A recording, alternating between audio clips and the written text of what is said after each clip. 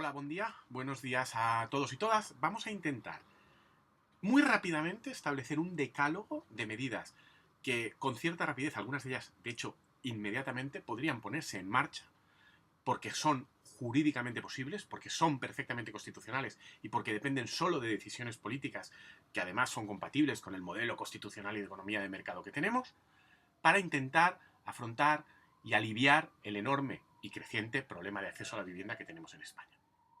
Allá vamos. Primera medida, vamos a utilizar la posibilidad jurídica, porque ya hemos modificado el marco jurídico tanto en materia de vivienda como en materia de haciendas locales para que sea posible. Vamos a utilizar la posibilidad de establecer recargos en el IBI, en el impuesto de bienes inmuebles, a aquellas viviendas vacías. Probablemente podríamos incluso tener un marco jurídico que permitiera mayores recargos. Hagámoslo también, pero apliquemos el que ya se puede hacer.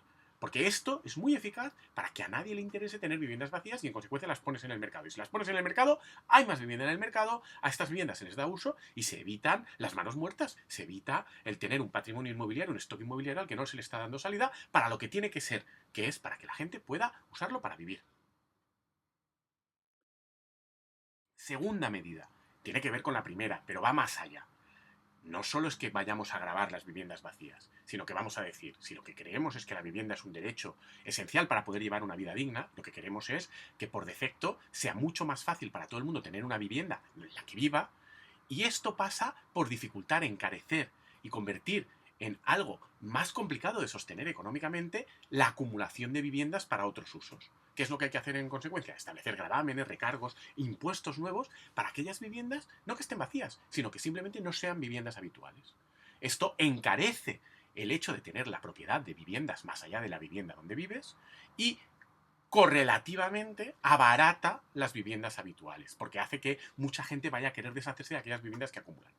A mi juicio, habría que establecer impuestos para todas aquellas viviendas que no sean la vivienda habitual. Pero bueno, si queremos, es que hay la vivienda, la segunda residencia. Pues bueno, si queremos, a partir de la tercera, primera y segunda, que tengan un régimen fiscal neutro y a partir de ahí establezcamos impuestos. En el momento en que estableces estos impuestos, estás desincentivando mucho la acumulación de viviendas por parte de unas personas o familias. Y a partir de ahí liberas stock para que otras personas puedan acceder a la vivienda. ¿Por qué? Porque no les va a convenir, porque va a ser muy caro de mantener si hay mayores impuestos. Segunda medida. Y la tercera, que de nuevo tiene que ver con estas dos. Estamos hablando de la carga impositiva. Los impuestos son un mecanismo fantástico para modificar el comportamiento de las personas hacia el donde queremos. Bueno, lo que no puede ser es que pretendamos que la gente no utilice la vivienda como vehículo de inversión o para lograr rentas del capital inmobiliario a través de ellas, si no gravamos fiscalmente estas rentas. Como mínimo, hay que gravarlas como si fueran rentas obtenidas por el trabajo, que teóricamente es lo que se supone que ahora se hace, pero hay una serie de deducciones que hacen que al final esto no sea verdad. Pero es que, ¿de verdad queremos que el rendimiento que uno obtiene de una vivienda que ha obtenido porque tiene la suerte de tener un capital sobrante que le permite dedicarlo a inversión sea un rendimiento que esté igual de grabado fiscalmente, ya no digo menos, que las rentas del trabajo? Sinceramente creo que esto no es así. Una tercera medida, evidente, para intentar que sea menos rentable tener viviendas para estos usos y que esto las libere para usos residenciales normales, es incrementar la presión fiscal sobre las rentas del capital inmobiliario. Vamos a subir los impuestos a lo que gana la gente cuando alquila una vivienda o un inmueble. Y a partir de ahí, evidentemente, esto hará menos rentable este uso y en consecuencia habrá menos presión sobre la vivienda para estos usos, porque solo si es muy rentable se dedicarán a ellos. Un problema adicional que ahora está muy de moda señalar y que preocupa a mucha gente y tiene que ver con la cuarta medida. ¿Qué hacemos con la gentrificación, con los apartamentos turísticos? Bueno, pues sinceramente, si lo que queremos es que se destinen las menores viviendas posibles a este tipo de usos, porque creemos que esto dificulta correlativamente el acceso a la vivienda a muchas personas porque desaparecen del parque de viviendas, lo que hay que hacer es que estos usos, en la medida en que son usos de economía productiva, estén estos rendimientos y estos beneficios también grabados, pero sobre todo hay que decir, vamos a establecer regímenes diferenciados.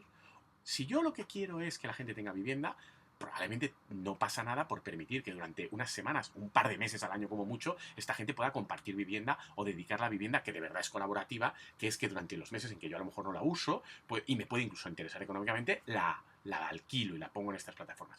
Esto es de verdad una vivienda colaborativa, son usos puntuales, permiten que el stock de viviendas se pueda ajustar a la oferta y demanda que puede tener picos en una ciudad, permiten a los propietarios o a los inquilinos en una vivienda tener una fuente de ingresos adicional y no impide que esta gente tenga una vivienda porque es su vivienda y están ahí. Y además de que minimiza muchos problemas de convivencia, no está eliminando vivienda. Bueno, pues esto facilitémoslo. Pero en cambio, cuando una vivienda se detrae del mercado de la vivienda para hacer vivienda colaborativa o apartamentos turísticos, etcétera, etcétera, si esto al final es un uso turístico, que tenga el mismo régimen que el de un hotel o un alojamiento turístico de toda la vida. Es decir, un régimen exigente, con muchas exigencias urbanísticas, etcétera, etcétera, porque esto va a encarecer y va a hacer que no sea tan rentable y entonces vamos a tener estas viviendas normalmente dedicadas al alojamiento o al alquiler de larga duración antes que eso. Y si tiene que ser a eso, pues que sea como los hoteles. Y además así no hay competencia desleal. Y todos contentos, ¿verdad? Quinta medida. Además de estas otras fiscales y respecto a los apartamentos turísticos, vamos a usar el urbanismo, que es una competencia pública de todos los ayuntamientos y que tienen ellos el control sobre cómo se crea y planifica la ciudad para decidir qué tipo de tipologías nos convienen. Por ejemplo, todas estas tipologías que acaban provocando que las viviendas acaben siendo caras y acaban empujando el mercado al alza, que si el pádel, que si la piscina, que si el parque, que si el gimnasio internamente, además de que son nefastas desde una perspectiva de convivencia, porque, oye, mira, si tú lo que quieres es un gimnasio y todo esto, que haya un polideportivo en el barrio, que dé servicio a muchas viviendas, tienes economías de escala, además socializas mejor y sobre todo no segregas, pero además es que estás provocando que se construyan viviendas que van a tener un precio más barato. Prohibamos estas tipologías, establezcamos por medio del urbanismo toda una serie de restricciones para que aquello que nos tira los precios al alza y hacen que todo el parque de viviendas acabe siendo más inasequible, desaparezcan. Que además tiene ventajas, ya digo, para la sociabilidad. Y oye, que el pádel, la piscina, el tenis, el gimnasio, lo puedes tener igual en un polideportivo público, en una piscina pública para todo el mundo. Y ya está. Por cierto, sexta medida, que tiene que ver un poco con esta.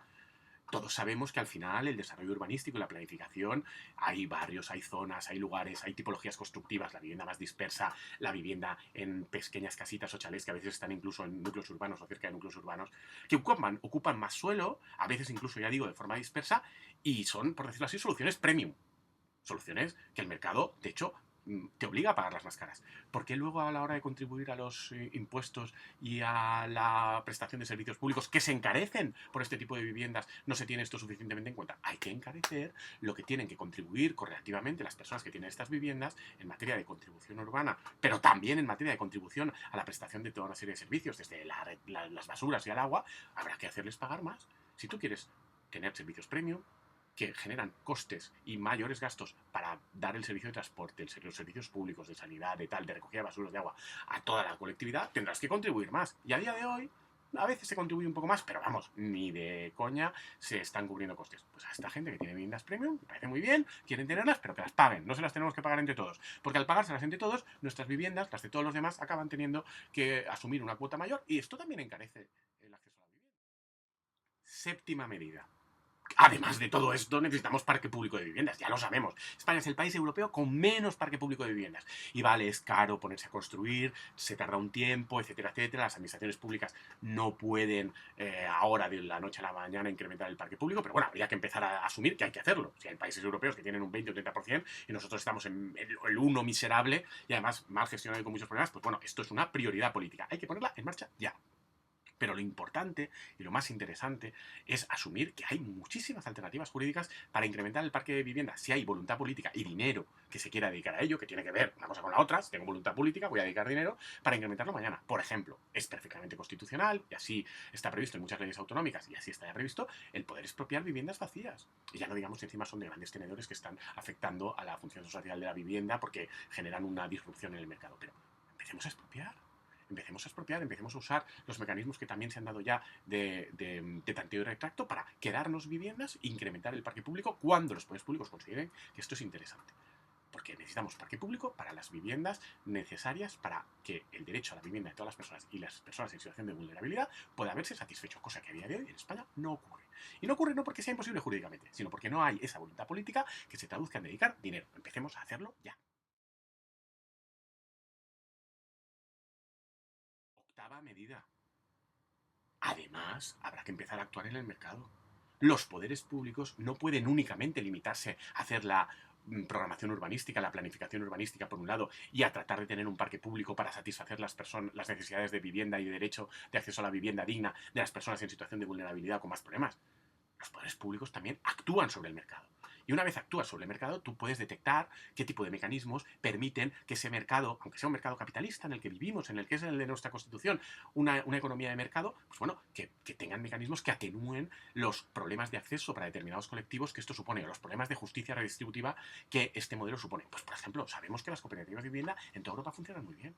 Sabemos que en España hay ejemplos exitosos de esto. Hay otros terriblemente fracasados. Estudiemos por qué unos han sido exitosos y otros han fracasado. Y respecto a aquellos proyectos que compartan los rasgos de los modelos exitosos para dar acceso a personas que ya no están en situación de vulnerabilidad, pero que evidentemente pueden tener la legítima ambición de tener una vivienda lo mejor posible, lo más digna posible y a un precio no exorbitante, pues vamos a establecer mecanismos que permitan, amparen y fomenten estas dinámicas de cooperativismo que son muy buenas. ¿Cómo? Pues dando suelo, dando beneficios urbanísticos, dando seguridad jurídica y facilitando todo esto, porque al final el suelo y la capacidad de planificación la tienen los ayuntamientos. ¿Pueden reservar para este tipo de iniciativas? Por supuesto, hagámoslo y valoremos estas iniciativas cuando son buenas y vienen avaladas por una experiencia positiva previa y por copiar modelos que funcionan bien en todo el resto de países europeos.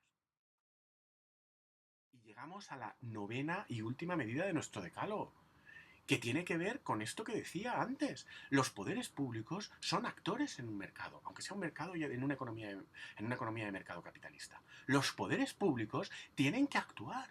Y la manera más eficaz de actuar es, si tú detectas que un mercado tiene problemas, porque hay cuellos de oferta, porque hay poca oferta y la que hay se aprovecha de esta situación para encarecer los precios y ofertar tipologías más caras de las imprescindibles, más caras de las necesarias, que inflan todo al alza, crea tu vivienda.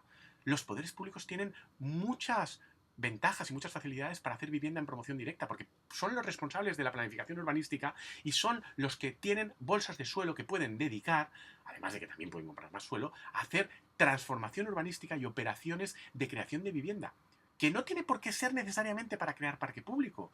Creemos en la economía de mercado muy bien, pero no vamos a permitir que esa economía de mercado se descontrole con unos precios exagerados. ¿Y cuál es la forma más eficaz de actuar sobre ella? Creo yo vivienda, la pongo en el mercado y la plusvalía, que aunque la Constitución dice que no tiene que ser para los promotores y constructores cuando hay transformaciones de suelo, sino que tiene que ser para el poder público, pero que al final acaba quedándose en gran parte en estos grandes promotores y estos grandes constructores que hacen la transformación efectiva del suelo, quedémonosla nosotros. Y simplemente al quedárnosla nosotros y sin perder dinero, podemos poner en el mercado viviendas a un precio mucho más asequible, porque esa plusvalía estamos renunciando a ella dado que somos sector público. Y no solo eso, sino que al hacer esas viviendas yo controlo cuáles son el tipo de viviendas y estas tipologías constructivas para que no se descontrole tampoco el precio. Hagamos vivienda. Parte del problema que tenemos es que falta vivienda y falta viviendas de ciertas tipologías y son las que se hacen demasiado caras porque la plusvalía se la está apropiando el promotor. Que lo haga el poder público, exijamos a los poderes públicos que empiecen a hacer vivienda y hacer vivienda de calidad, pero asequible y sin colaborar con el sector privado en gestión y promoción directa pública. Yo creo que esta última medida es absolutamente clave. Es verdad que esta es a más largo plazo, pero combinado con todas las anteriores nos sale un decálogo bastante, creo yo, apañado. Lo que habría que hacer es exigir a los partidos políticos que consideran que esto es una prioridad que empiecen a adoptar estas medidas, porque no hay excusas, porque la mayor parte de ellas, como hemos visto, se pueden poner en marcha mañana mismo. Y las que no, como esta, creo que son el mínimo exigible para cualquiera que quiera hacer una política pública en materia de vivienda que sea progresista, redistributiva y que piense en todos los ciudadanos y no solo en unas minorías y en la actividad económica y las rentas del capital. A ver si nos